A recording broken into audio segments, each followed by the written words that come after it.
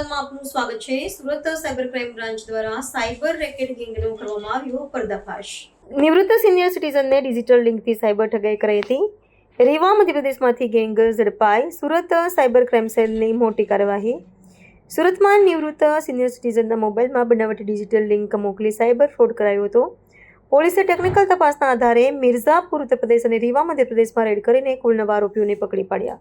Madam કયા પ્રકારે આજે આખો રેકેટ છે પર્દાફાશ થયો છે? કેટલા આરોપી, કઈ રીતની મોડસ ઓપરેન્ડી? એમાં એવું હતું કે 30/11/2025ના રોજ એક બેંકના રેલવેના કર્મચારી હતા, એ નિવૃત્ત થયા। એમને પ્રોવિડન્ટ ફંડનું 28 લાખ રૂપિયા જેટલું એમના ખાતામાં આવ્યું। એમાંથી 20 લાખ રૂપિયાનું તો એમને એફડી કરાવી દીધી હતી, પણ 8 લાખ રૂપિયા પોતાના ખર્ચા માટે સાઈડમાં રાખેલા હતા સેવિંગ બેંક અકાઉન્ટમાં। એમને બનાવટી એક ડિજિટલ લિંક મોકલવામાં આવી, એમનો ફોન હેક કરવામાં આવ્યું અને ફોન હેક કરીને 8,12,000 રૂપિયા એમના બેંકથી ટ્રાન્સફર કરી લેવામાં આવ્યું હતું।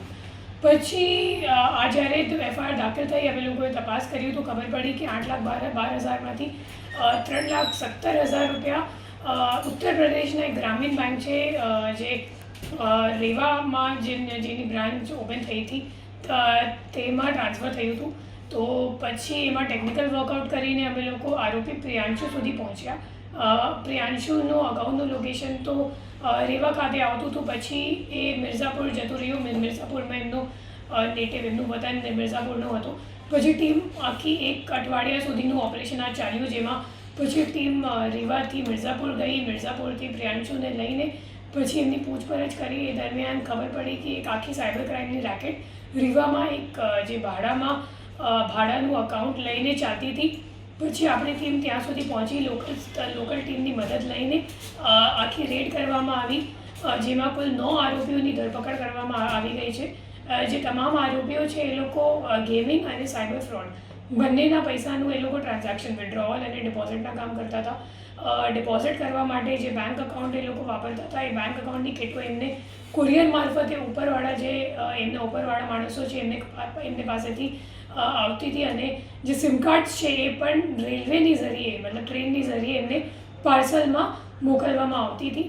અને એ લોકો તમામ અલગ અલગ બેંક અકાઉન્ટમાં લોગિન કરીને અકાઉન્ટ એક્ટિવેટ કરતા હતા, પછી એમનું ટ્રાન્ઝેક્શન્સ માટે ઉપયોગ કરીને પછી જ્યારે ખાતું બંધ થઈ જતો હતો તો બીજા અકાઉન્ટ વાપરતા હતા। અને ગેમિંગનો અને સાયબર ફ્રોડ બંનેનું પૈસા આમાં લેવડ દેવડ થતી હતી। ટોટલ આરોપીઓ પાસેથી અમે લોકોને 391 જેટલા અકાઉન્ટ્સની વિગત મળી છે, જેમાં 119 સાયબર કમ્પ્લેન્ટ્સ નોંધાયેલ છે અને ફ્રોડની અમાઉન્ટ કુલ 19,24 લાખ જેટલી અત્યાર સુધીમાં સામે આવી ગઈ છે।